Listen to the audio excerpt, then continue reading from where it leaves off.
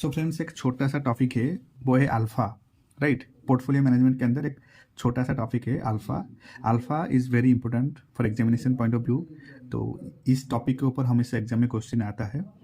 तो अल्फ़ा क्या है ना? Alpha is the difference between an investment's actual expected return and its fair return as per CAPM।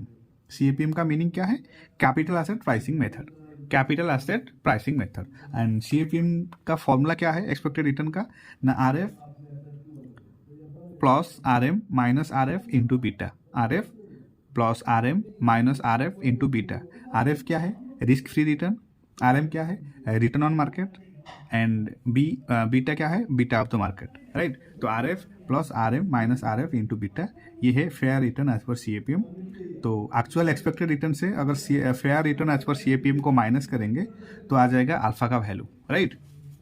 Then second point, it measures the relative value addition which is given by an asset manager compared to market index given a portfolio's market risk, right. तो and third, alpha is an absolute major. ये एक absolute major है, is used to evaluate how well a manager has performed accounting for the level of risk undertaken to achieve their returns, right.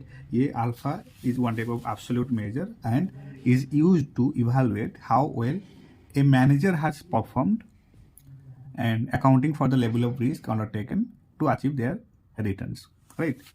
Fourth, undervalued risk is equal to positive alpha and overvalued stock is equal to negative alpha। तो इसका meaning क्या हुआ ना? अगर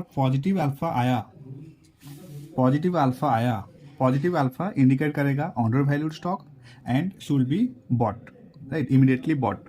while negative alpha indicates overvalued stocks and should be sold, while negative alpha indicates overvalued stocks and should be sold।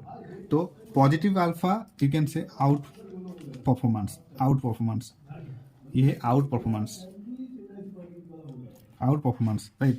negative alpha क्या है ना? under performance,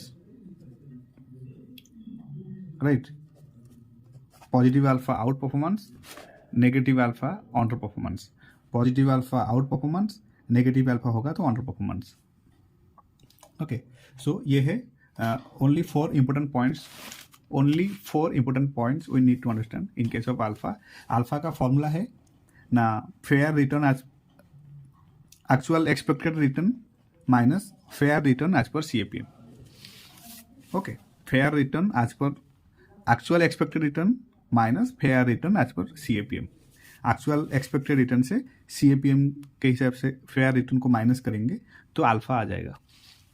it measures the relative value addition given by an asset manager compare to a market index given a portfolio market risk, okay.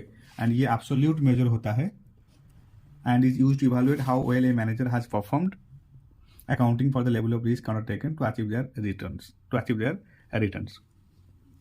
अगर positive alpha हुआ तो वो stock को bye करेंगे, अगर नेगेटिव अल्फा हुआ तो स्टॉक को सोल्ड करेंगे।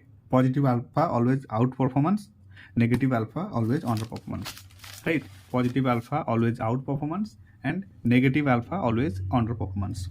Okay, so this is it all about alpha. ये एक छोटा सा टॉपिक था, तो डेफिनेटली ये एग्जामिनेशन पॉइंट ऑफ व्यू के लिए बहुत इंपॉर्टेंट है। Thank you so much.